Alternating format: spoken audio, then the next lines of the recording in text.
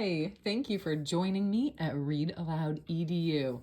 Who is ready to learn about penguins by Gail Gibbons? I don't know about you, but I do love penguins. Here come the penguins, straight and tall. They walk with a waddle, yet look stately and dignified.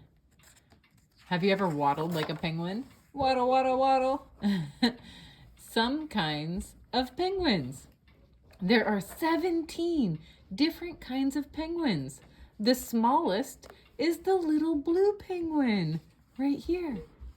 It is about 1 foot or 30 centimeters tall.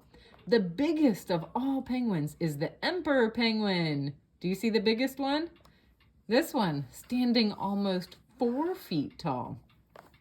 All penguins have black or bluish gray backs and white bellies. The patterns around their necks and heads are what make them look different. Some have colorful patches, others show off brightly colored crests, but they all have the same basic body shape and characteristics. Look at all of the different types of penguins. Here's a picture of Earth. There's North Pole, South Pole, and then this line in the middle divides. We have the Northern Hemisphere and the Southern Hemisphere. All penguins are found in the Southern Hemisphere. The Adélie and Emperor penguins never leave Antarctica. Others live in New Zealand, Australia, South Africa, South America, and the Galapagos, and many other islands. So here's the different types of penguins, and here they are, all over the Southern Hemisphere. They turn the Earth so that we're looking at the very bottom right here, Antarctica. Penguins are birds, but they lost their ability to fly millions of years ago. Over time, they began to spend a lot of time hunting for food in frigid waters. Their wings changed into powerful, rigid flippers for swimming. Penguins have sleek, smooth bodies that glide easily through the water. They're excellent swimmers and divers. Larger ones can swim faster than 25 miles an hour. The emperor penguin can dive deeper than any other bird, about 1,500 feet. Wow, they can dive really deep.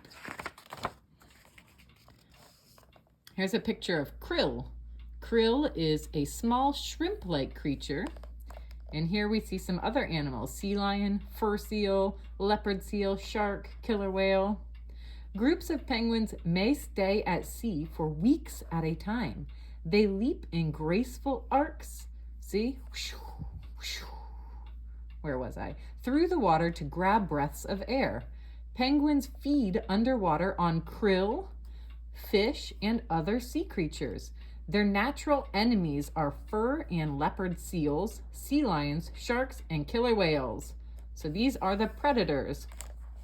When the penguins want to leave the water, they can leap up as much as 6 feet onto a rocky shore or iceberg. So their flippers really are powerful. They can jump up 6 feet out of the water to get onto the land. They climb rocks easily, hopping from one to the other. Sometimes penguins speed over snow and ice by dropping onto their bellies and sliding.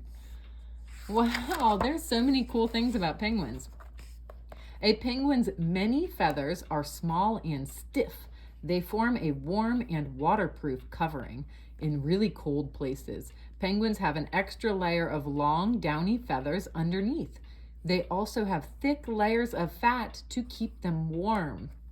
Once a year, many penguins come together to form colonies called rookeries.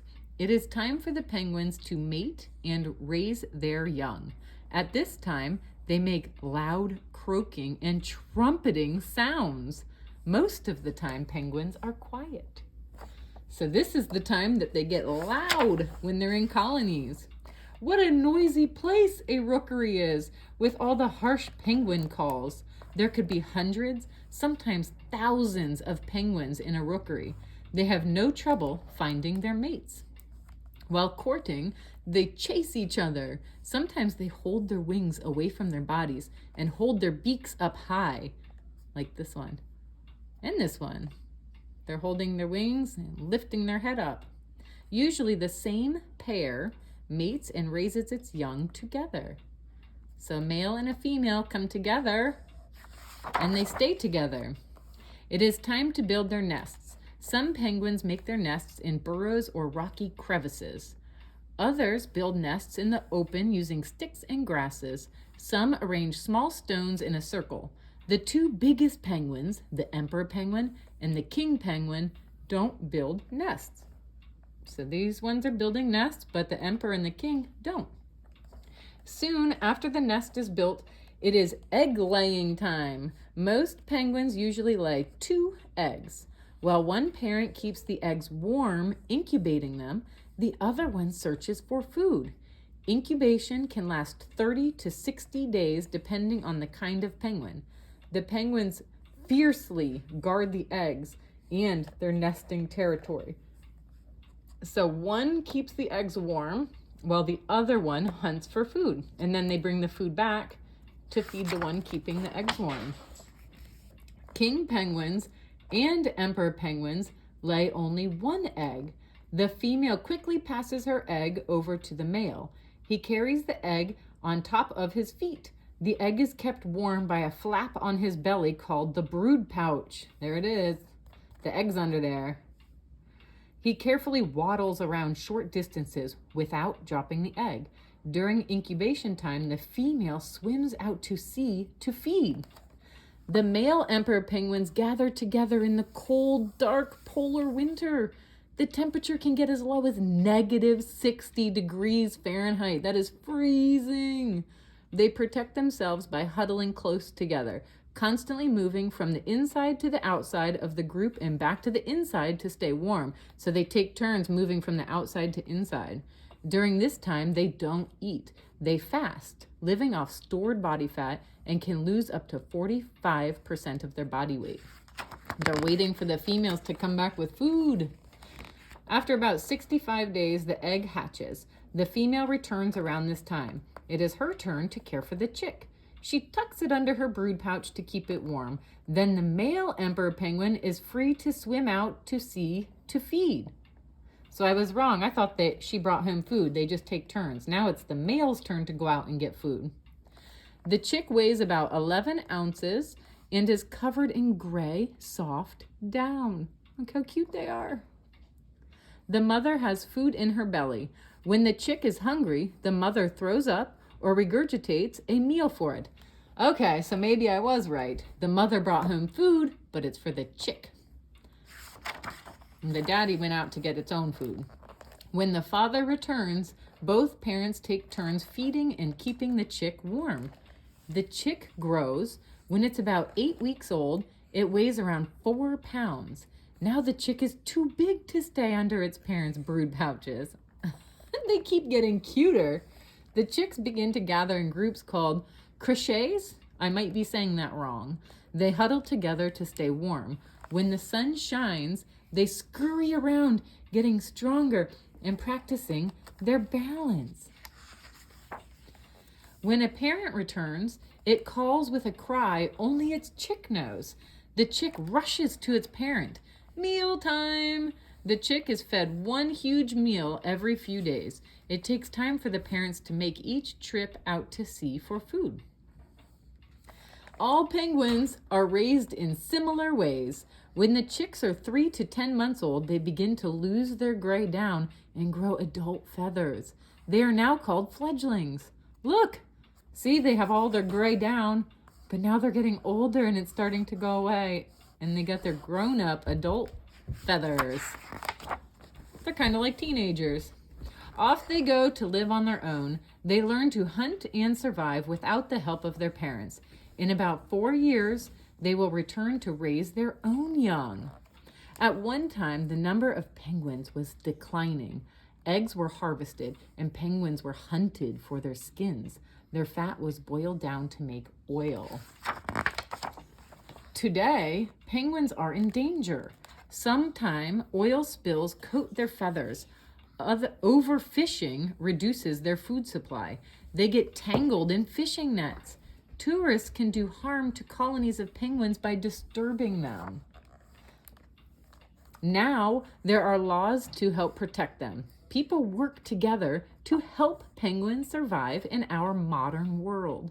Some areas have been named penguin sanctuaries.